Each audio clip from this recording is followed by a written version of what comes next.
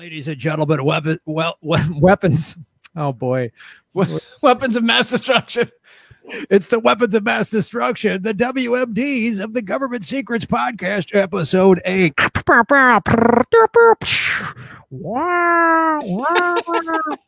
I get a new sound effect. This one, I like how they're kind of like snowflakes. Each intro is slightly different. That one kind of morphed into like a dying cat at the end.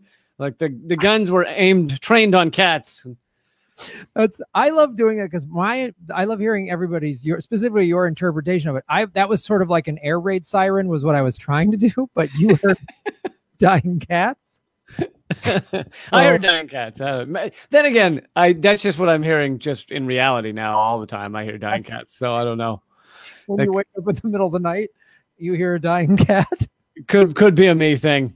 So the story I had was, and I like to switch it up a little. This one starts out not in America. The newish labor leader in the UK. I think he's been in that position since around June.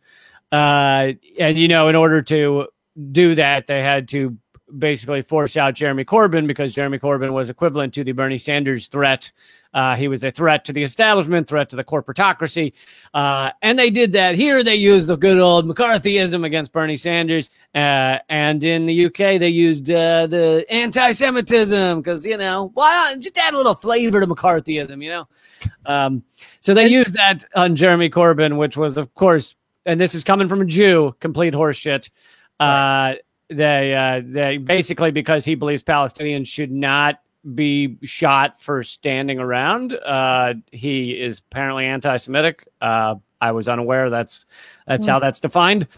So real quick to interject, that would mean then all this organization, I believe called Break the Silence or Breaking the Silence, forget, of ex-Israeli soldiers who have come out to say it's awful how we're treating the Palestinians. We've all been brainwashed. So then that would make that organization of ex-Israeli soldiers anti-Semitic.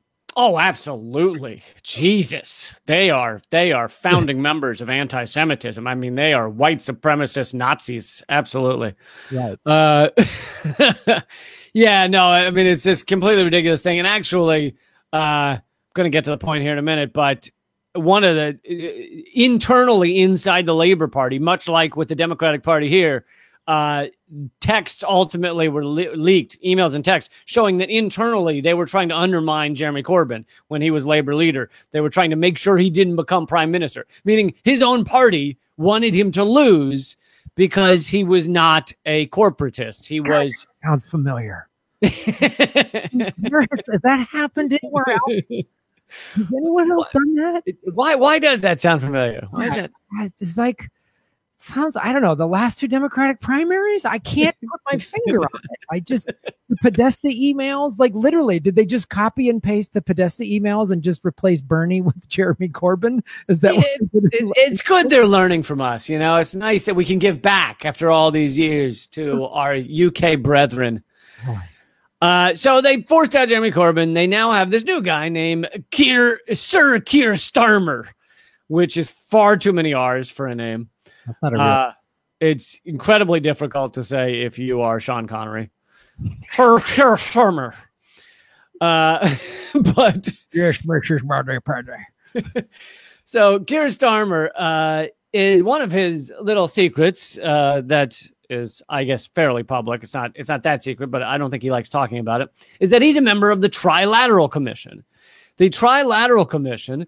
Along with they're still around, but along with the Powell memo, they in the 70s created the kind of think tank, the thesis idea, the mission statement for undermining democracy in the U.S. and return and other countries as well, Japan, UK, a few others, and returning it to kind of an oligarchy, a rule by a tiny elite few. And the Trilateral Commission, founded in 1973 by, I believe, David Rockefeller, who at the time was also the head of Chase Manhattan Bank. And they founded the Trilateral Commission, which they called a discussion group, which I love that term. Well, yeah, and a clan rally is like a pajama party. We just put these pajamas on wrong, and the holes were in this hole we're supposed to pee out of is over my face. I don't know. Oops, every time we do a barbecue, a cross goes up in flames. Doinks, not again. Like exactly. So they have their pajama party. This was a discussion group. And they put out a paper, which you can still read. It's been leaked online, called Crisis of Democracy, mid-1970s. Oh. And it basically said, oh no, our societies are being overrun by all of these people voting. And it's really fucking shit up. It's like they vote and then they literally get like a representative into Congress, and then that person literally feels some sort of need to do what those people wanted. And it's just made governing fucking hard because these people are getting what they want. And they're demanding things like transparency and legality and all these things. Gross. It just makes my skin crawl. and so literally the paper said, like, here's what we need to do. And some of the ones that have always stuck with me is like, well, we need to go back to when the media would just repeat what the governing elite said. They wouldn't ask all these questions. And they, then give, ways that can be done. And sure enough, here we are. And now 90% of the media is owned by a few corporate conglomerates that can decide everything that's said. And basically, most of your mainstream media are stenographers for the State Department. So they've succeeded in that regard. Another step they said needed to be taken was to universities have become this bastion of leftist thought and progressive ideas, and kids are thinking their vote matters and shit like that. And so we need to purge all of these leftist and progressive professors and departments and things. And they succeeded in that as well. I mean, even just studying humanities has shrunk down to like a tiny, arts and humanities have shrunk to a tiny percentage of college students. And now most of them are getting business degrees. So those are two that stuck with me, but basically it was a how-to get the American empire along with other countries back to, an oligarchy, back to a ruling class that could easily decide what happens in the world. And Keir Starmer is one of the few members of parliament who is a member of the Trilateral Commission. What a wacky coincidence that this discussion group of the 70s has basically fulfilled their promise 40 years later. Yeah, and a lot of people, Noam Chomsky will also often point to the Trilateral Commission, which he, unlike me, was around and talking about it when it was happening. When it started.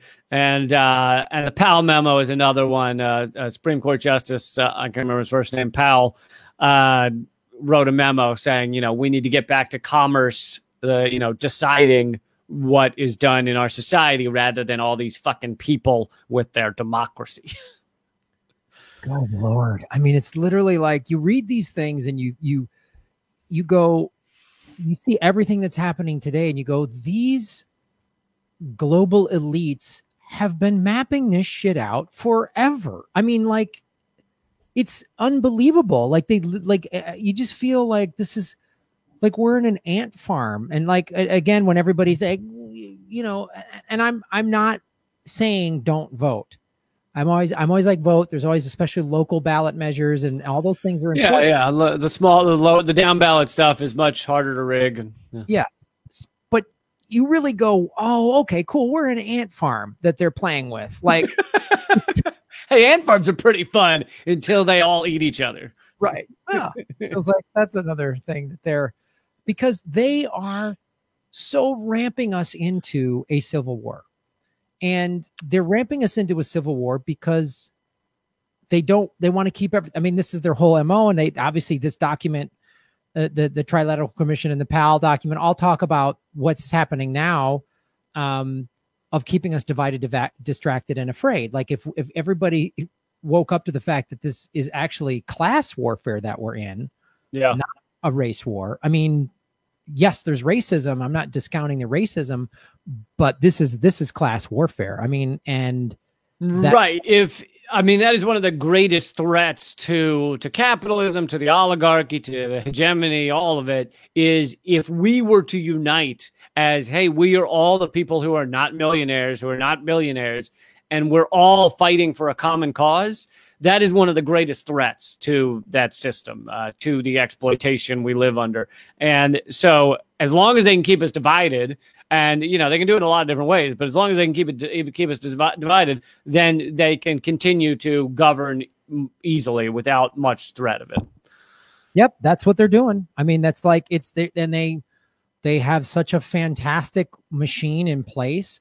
And, certain, like the Fox News cog is very good at keeping white America terrified. They're coming for you. They're coming for you. And now Trump is not even dog whistling anymore. He's just saying the blacks are coming to the white neighborhoods, arm up. And nobody. I'm glad he's doing that. I was like, well, I didn't quite hear him. I wasn't sure. And then luckily he finally spelled it out. I was like, are we being racist? I can't hear you clearly enough. And he was like, yeah, fucking racist. I was like, oh, okay, cool. There it is. Cool. I wasn't sure. It was a little vague. And this, if these, and you and I have talked about this before on this show, but the Second Amendment people that took over the Capitol building or whatever it was, courthouse in Michigan, over a mask, like if they got that upset about what Edward Snowden revealed 7 years ago, I mean, that's the personal freedom they should be mad about, not having to wear a mask and wait 2 months to get a haircut. Like if they woke up to the fact that, Amazon and these billionaires are making hundreds of billions of dollars during a pandemic when everybody else is struggling to get by, then it would change their tune. And they have to it's become so clear. And they want us all mired down in the dirty little details, when if you step back, it's just very clear. If we all get together, it's over for them. If the 99% get together on any issue, it's over. People just will go whoop, they will just swallow up the Hamptons and they will just go on. And there'll be 1 million people surrounding the Capitol building or the CIA building or Boeing or whatever, or any of Wall Street, and just go, no, it's over, man. You're done. It's lights out. Yeah. And speaking of Snowden, I don't know if we can make this our next topic, is what happened with the NSA this week, the federal ruling that Snowden was completely vindicated. And granted, they're doing it a few years late because the NSA claims they've stopped that program. I'm sure they've got other ways of surveilling us, but this was one of the grandest government secrets to ever be revealed. Edward Snowden revealed, and he was trashed by the corporate media largely, and obviously trashed by our government. They're still persecuting him to this day. If he were to step foot out of Russia, they would fucking arrest him and torture him and all that shit.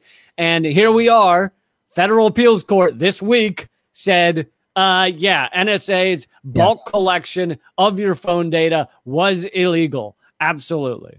That is so. I want to see. I want to bring. So, are we moving on to this segment then? Pretty much. Yeah. Let's do that. Let's do that. Government secrets. Segment number 2. Who let the dogs out? What? Who put the last thing in there? That doesn't make any sense. Oh, how's this for a government secret? Did you know there's like 15 versions of Who Let the Dogs Out? Completely unconnected. Basically, it was like a sport. There's a great podcast. I don't remember what it was, 99% Invisible or something. But yeah, it was 99% Invisible. But literally back before that came out, it became like a sports thing, like sports players at college. There were certain colleges where they would stand in their huddle and they'd go, who let the dogs out? And then separate DJs and musicians, one down in like the fucking Caribbean, came out all simultaneously, disconnected, not working off of each other, but working off of that sports chant. And probably they hear people say it on the street after they see a sports player do it, come up with different versions of the song. And if you listen to this podcast episode, like It's so bizarre because they're completely different, yet they all at some point are like, who let the dogs out? And you're like, how can there be 15 versions of the same fucking song that are not connected? If I understand you correctly, you're saying that Who Let the Dogs Out is a psyop. Yeah, it's MK Ultra. I mean, absolutely. Yeah. It turns out the CIA let the dogs out. I don't know if you knew that. They let the dogs out. Yeah. Makes sense. Now it makes sense. Now I get it. So let's I'm gonna bring this the tweet that you're referring to up right here. On the multicast. There it is. So that's what Edward Snowden tweeted out 2 days ago. 7 years ago, as the news declared I was being charged as a criminal for speaking the truth, I never imagined that I would live to see our courts condemn the NSA's activities as unlawful and in the name of ruling credit of the in the same ruling. In the same ruling, credit me for exposing them. And this is the ACLU. He was responding to this tweet. Breaking, a federal appeals court just ruled that the NSA's bulk collection of Americans' phone records was illegal. Boom. I mean, when I first read this, and I even talked about 2 days ago, the ruling which confirms that we have what we've always known as a victory for our privacy rights. Talk about this was such a massive government secret and all these things about all of our privacy that has been eviscerated over the last, especially the 20 years really since 9/11, the Patriot Act. How do you see this playing out? Because what do you see the effects of this ruling? Well, if you read the longer article, they say they basically claim there's no impact because the NSA stopped doing that in 2013 or something, and then they also stopped collecting phone data in 2015 or whatever. And I think it's largely horseshit. I mean, they may have stopped collecting because they realized that it was actually useless. It's useless to collect everyone's data. It's just too much fucking information. And so it is possible that they have stopped specifically that, but they're still monitoring people that they have no fucking right to monitor. They have no warrant to monitor them. The FISA court is a rubber stamp 99.9% of the time. They just let them monitor anyone. So they're still illegally monitoring people, but they might not be doing the mass millions of people surveillance, which is why they get to claim, hey, we stopped that program. We're cool now. So the article claims there's no fallout. I mean, nobody's going to get locked up for this. No. And it's like the other thing too, what's also happened is a way that they can, legally claim that they're not doing it anymore is they've just farmed out this to Facebook and folks, and so then it's like, hey, a private company just needs data to help you buy the products you want to buy, which is part of it. But there's no way the NSA and the CIA are. Listen, the way they entice you to agree to that is sometimes it's just too powerful. They're like, do you want to put cat ears on your photo? If so, you have to click yes. And I'm like, I gotta have the cat ears. I gotta have them. So everybody can see what you looked like 20 years from now. Oh, we just got facial recognition from 2 billion people. Fantastic. Oh, yeah. Wasn't that a Facebook thing that went viral? Like, see what you look like? It was like we've collected everyone's face. We got everybody's face. I was like, wow. I just got a new phone. And when you turn on the new iPhone, it's like, hey, we're going to set up face unlock and we'll just look at your face and unlock your phone. And I'm like, no, I don't want to do that. But I couldn't find the button or whatever. So I could tell it was because it like shows you, it's like reading your face. And I'm like ducking out of the way of my own phone. So I can be like, don't read my goddamn face. It's bad enough they've got my thumbprint from this phone. Did they make you do that or? Yeah. They made you do the thumb phone thing from my, so now it's like the NSA can just put that on any. Oh, Graham Elwood was up in the book depository again. We found your thumbprint inside the anus of a man who's been known to do horrible things. What? So, yeah, here's a shell casing with Graham's thumbprint on it. Oh, well, that's weird. Why was this shell casing that you own in this man's ass? Just listen. I was thinking CIA, but you're just making I'm in some weird sex club. That's your scenario. Ooh, here's a strap-on dildo with Graham's thumbprint. This is an odd pairing. Listen, anyone can fall for the honeypot, Graham. Don't think you're immune. Oh. But so there's probably not much fallout. I did like though that Biden did an extensive 2-hour speech on this ruling and how horrible NSA's powers are and the unlimited surveillance. I did like that. That was pretty exciting to see. Yeah, he talk about he's going to pardon Snowden and Chelsea. Yeah, pardon Snowden, pardon Chelsea. Yeah, he actually said he had them with him, and he brought him out from backstage. It was amazing. And they endorsed him. It was huge. And then he sniffed Edward Snowden's hair, which was a little weird, but I don't care as long as they're all pardoned. Speaking of hair, did you happen to flip on CNN today? Biden has dyed his hair and eyebrows bright blonde. It's fucking bizarre. He's like trying to become Trump. It's so fucking scary. And here's the thing. I looked up old photos of Biden. He was never blonde. It's not like, whereas Trump was blonde and now is gray with dyed blonde, Biden is now blonde, having been a brown-haired dude his whole life.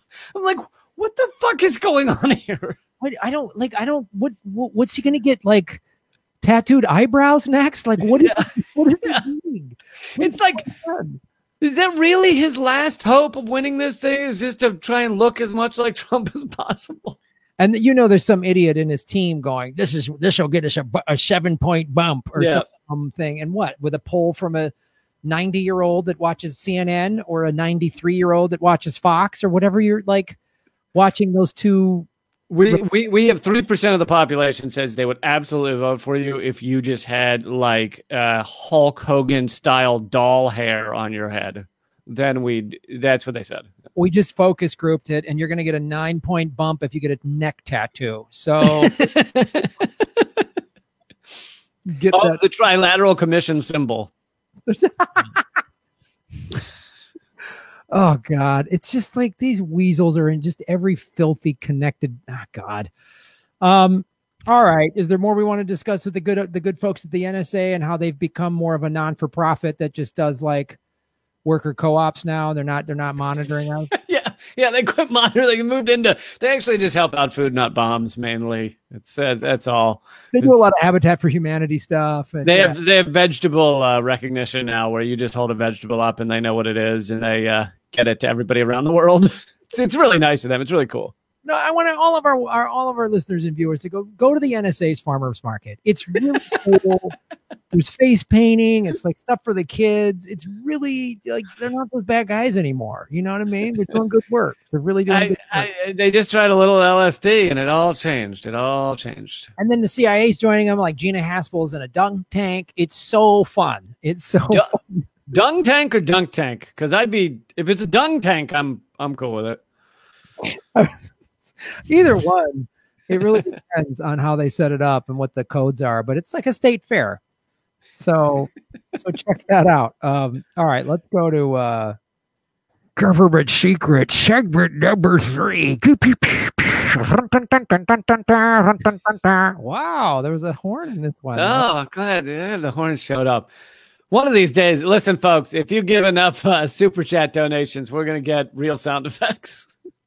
Yes, we really need a lot of money for the real sound effects.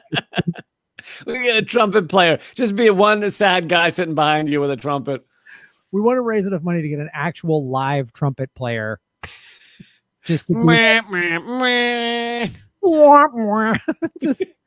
and then at the beginning of Government Secrets, he'll do the horse racing. And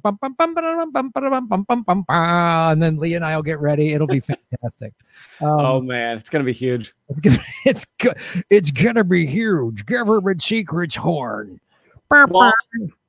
While Graham looks up the next topic, everybody should make sure to subscribe, and you should check out, I believe we're on all the podcast platforms now. We've decided to not be a secret podcast anymore, and we're on iTunes, I believe, Stitcher, Spotify, all those good places. Yes, this is our 8th episode. So if you're just finding us now, go back and listen to the back catalog, and there's all these great ways to support the show that help the analytics. So liking it, subscribing it, downloading it, even if it's like, oh, it takes up a lot of hard drive space in my phone, just download it, listen to it, and then erase it or whatever. But all those numbers help And as we can grow the downloads and the listens and to this show, then we can, do more stuff with it. And anything you do, like play it for your mom while she's sleeping, that's another hit. Like that's another count for us. So just like leave it just next to her bed, quietly going. That'll help us a lot. Like put it by there so they're sleeping, and then they have the phone, and then take like a selfie, like, and then send it to them later so they know you were watching them sleep, because it's not creepy at all. Yeah. And you got to watch if you have a roommate. Especially a right-wing roommate. If you have a right-wing roommate, definitely do this. Or if you have a Vote Any Blue Will Do roommate, you absolutely have to do this to them. You have to let them know you watch them when they're asleep, and you make them listen subconsciously. Ha ha, motherfucker, you're going to start caring about people and you won't even know why. It'll be so deeply entrenched in your subconscious. Vote third party. Vote third party. Vote third party. Care about people that die from our bombs. Yeah. Don't just lock yourself away in your liberal suburb. No. All right. So here's my government secret. I always like to, you know me, I like to do a historical speak. Although I'm waiting for us to run out of those because, there's only so much history. There is, and the United States government only did a handful of the other thing is I know that historical ones will go from like how Malcolm X was killed down to like George Washington once wore shoes made by child laborers. Like it's gonna get more and more obscure because the big ones will be taken. Yeah, we're just gonna have to dig deep for just like all of these, like the man who really made Washington's wig. Like, yeah. All right. So I wanted to talk about, since we're obviously the first segment we talked a little bit about Trilateral Commission wanting to infiltrate labor unions and strikes and stuff like that.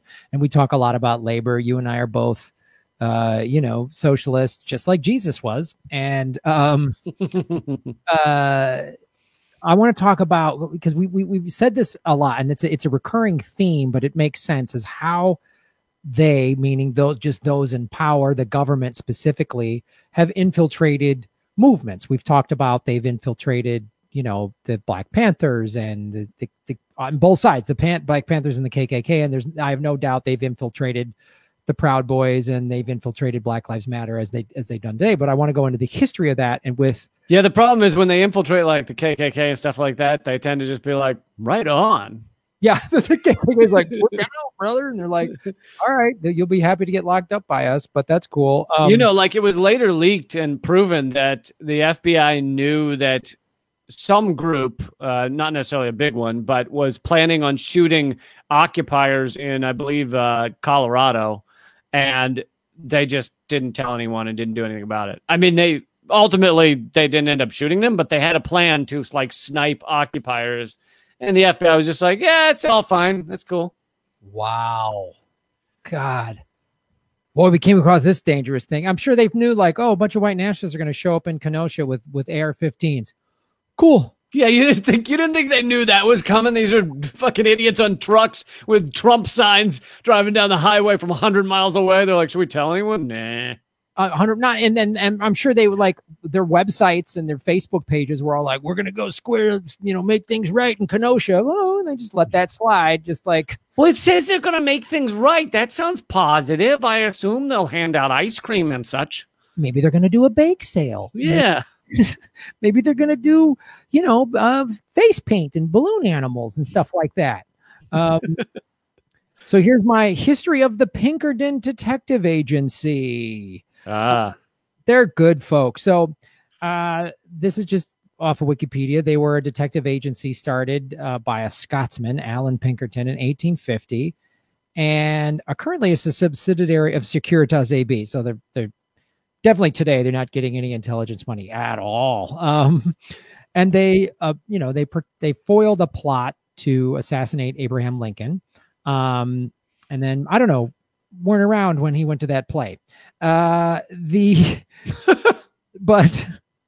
I want to focus on the labor strikes of the 19th and early 20th century. So the late 18th, so after the Industrial Revolution hit in the late 1800s and into the early 1900s, there was a lot of big labor strikes. And it's some, we'll do this on future episodes, the government secrets of just like all the labor movements and how the entertainment, art and was very pro labor and all that stuff. So, but specifically, businessmen hired the Pinkerton Agency to infiltrate unions, supply guards, keep strikers and suspected unionists out of factories, and recruit goon squads to intimidate workers. One such confrontation was the Homestead Strike of 1892, in which Pinkerton agents were called on to reinforce the strike-breaking measures of industrialist Henry Clay Frick, acting on behalf of Andrew Carnegie. Boy, you hear all these great names: Rockefeller, Carnegie. I know. And just like today, all these big names ultimately kind of whitewash their name by becoming philanthropists. So, Carnegie, that's where Carnegie Mellon University gets their name, right? Because he spent all the money on it and everything. And they all succeeded in this. I mean, the fucking Koch brothers are called philanthropists. And Pierre Omidyar, I looked at his Wikipedia today. He owns the billionaire, owns the Intercept. He's called a philanthropist. Yeah, the guy that bought the Intercept, and that's when the Intercept started nosediving into neoliberal town.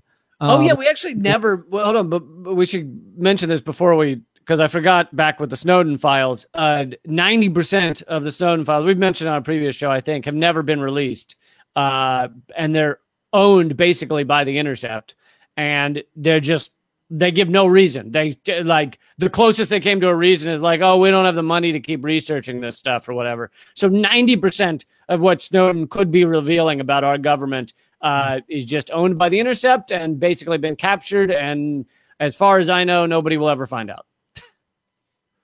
Philanthropy. But that's what all these guys did. Rockefeller, Carnegie, they built hospitals and museums and schools and all this crap to whitewash all the evil crap that they did.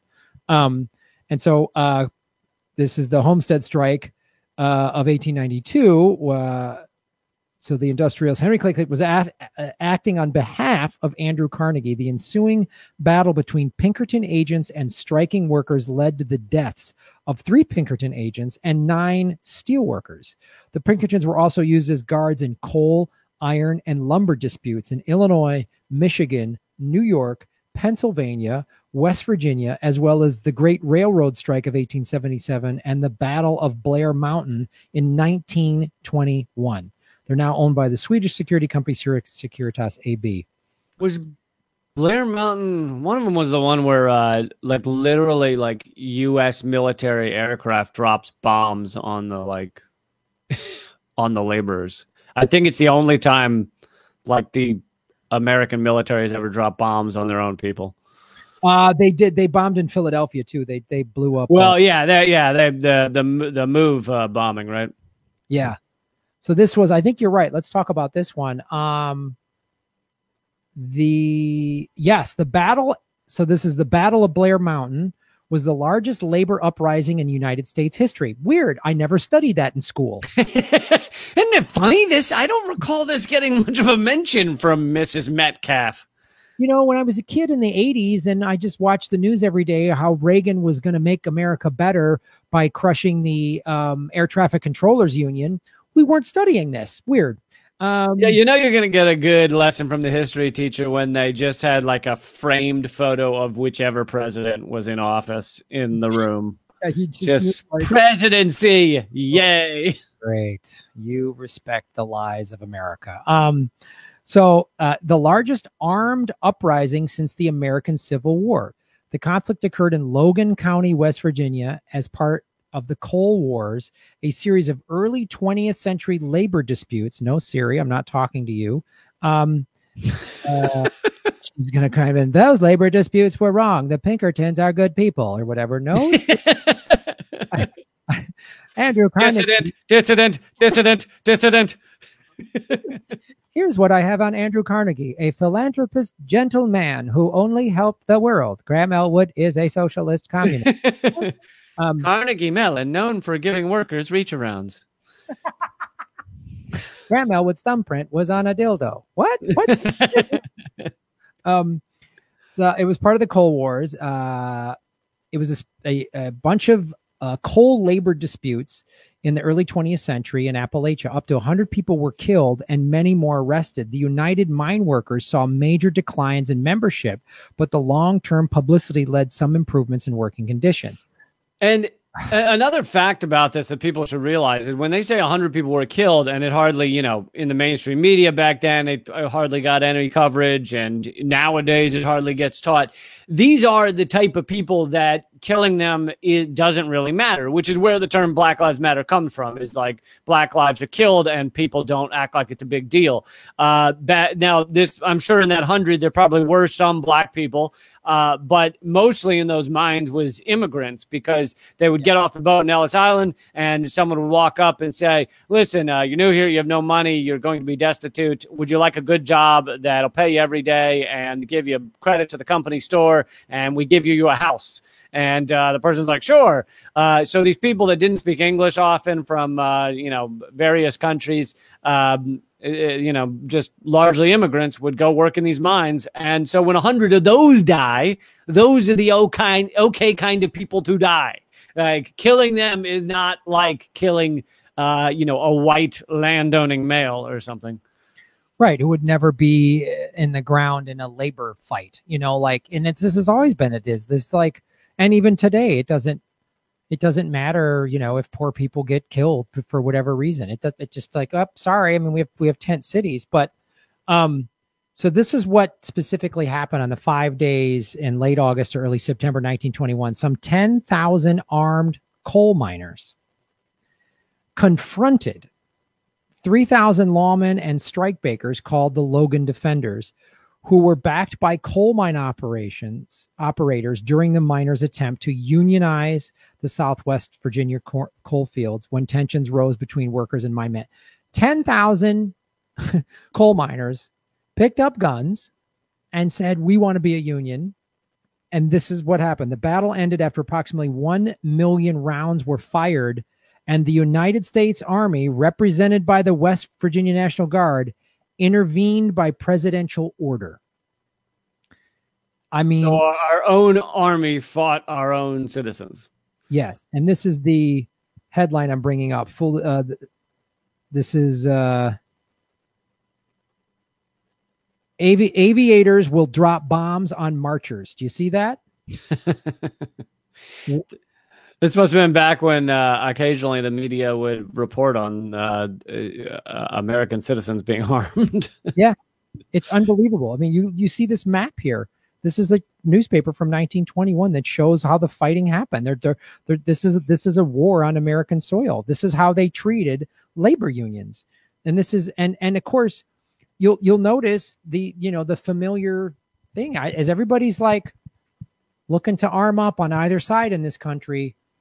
Just be careful, because look at how the police are reacting today, right? It's always a peaceful protest, and then the cops had no choice. Like, we've been hearing this just for since May, since the George Floyd protest. I mean, we always hear this, but it's since there's way more protests these last 3-4 months. That's how it always, peaceful protest. And then the cops had no choice. No, the cops want you. They're pushing you to react. So that gives them the justification to unload on you. And yeah, the American government look, they did this in 1921. So what do you think they're going to do today, now that they have the Black Hawk helicopters and the police departments have militarized police, and we've had cops and federal agents scoop people up in unmarked vans? I mean, what do you think's going to happen? What? Yeah, and so there's a long and impressive history of workers standing up against incredibly, difficult odds against them. The people with the larger gun power and more powerful and richer and everything, and these workers have stood up anyway against those forces, which is incredibly impressive and brave, and many times they were massacred.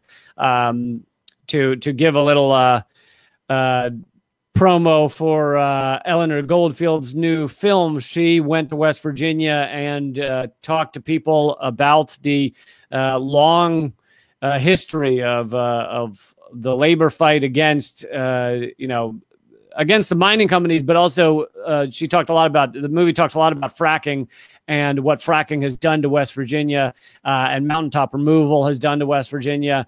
And it's an incredible both historical film and happening today. You know, what's going on today is truly incredible. These companies, one of the things that blew me away is these companies, I don't know when they first decided this, when they first tried this, but they pushed forward the idea that when you buy when you buy property, you only own the surface level. You don't own, quote unquote, the mineral rights, what's beneath you. Because all these gas companies realized that people own land that they wanted the oil from underneath. And so they needed to change the law. They needed to come up with a new law that said, yeah, when you buy your house, yeah, you've had your house and you've lived there for 40 years. It doesn't matter. You only bought the surface. You didn't buy beneath. And so literally they would just come into these areas and say, oh, we bought the mineral rights. And they dig down and destroy these areas, you know, turn their wells to fucking flammable liquids and all kinds of crap, and just destroy these areas because they claim, oh, well, we own everything beneath you. I mean, it truly is just horrific. Anyway, the movie, but as is the title, it does give you some hope. The movie's called Hard Road of Hope, and it's at hardroadofhope.com, and it's won a bunch of awards. People should check it out. Well, yeah, and it's like that movie touches on a lot of things that I mean, like you look at West Virginia today, and I'm sure that movie touches on that a lot. I mean, they have 50% unemployment. They have all these contaminated water because of what you just talked about. You have, I mean, Paula Jean Swearengin, when she ran in 2018, I mean, there's an interview with her mom. I forget that documentary that showed AOC and Amy Villela and everybody running. And her mom, Paula Jean's mom, goes, she's like, I'm terrified, man. There's a lot of bodies up in those mountains. These coal companies don't play around. And this is their history of just like people disappearing or having an accident up on the mountain because they went against the coal. And I mean, this is the thing that really, you know, there's no bold leader out there to, I think it could be somebody. I could have been Bernie. Obviously he quit. I would love to see, I think Jesse Ventura could do this, but he doesn't want to. But there's somebody out there that could unify and get, you know, the working class whites and, you know, the, you know, many of whom are conservative or maybe they're Trump supporters or not, but like not the like the wingnut Trump culty people. I don't know if you ever get them to switch their brains, but there's a lot of people out there that if you really came in with a very serious pro-labor movement, which the Democratic Party hasn't done in 80 years, you could unify this country. You could get people together, but they can't have, I mean, the ruling class, the 1%, they can't have that. Well, this may be a good segue to talk about the Movement for a People's Party that just had a little convention online, which everyone can still watch, even though it's not live anymore. Cornel West is getting tired. He's been on for the past 48 hours. And 5-day-long marathon. Yeah. But you can still watch the convention stuff on YouTube, peoplesparty.org. And anyway, I thought some highlights were Graham Elwood and Cornel West and Chris Hedges and Jesse Ventura and Eleanor Goldfield. And you, I mean, like all of us, it was the coolest thing to see that. I mean, you know, you got Marianne Williamson saying, I'm going to vote for Biden or whatever. Okay, fine. But like, you're going to have a little of that. You're going to have a little of that. That's fine. Whatever. Like, I don't think that undermines what they're doing, but that's like all the people involved in that. Nina Turner was there. I mean, it was just impressive. I thought Jimmy Dore really choked. I mean, he couldn't, you know, when push came to shove and the time clock's running down, he didn't have it. But yeah, he doesn't have his talking points down. He doesn't have a clear message. No, Jimmy was great, but yeah, everyone should check it out.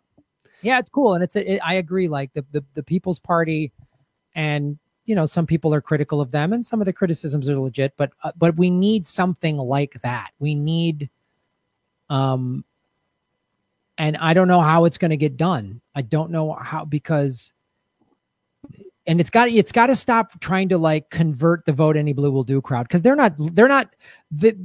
just as nuts, almost as nuts. But as the MAGA hat people. So you got to actually come up with a thing that goes after the independents and the 100 million people that don't vote because they feel like there's no choice. They're not represented and nobody cares about them.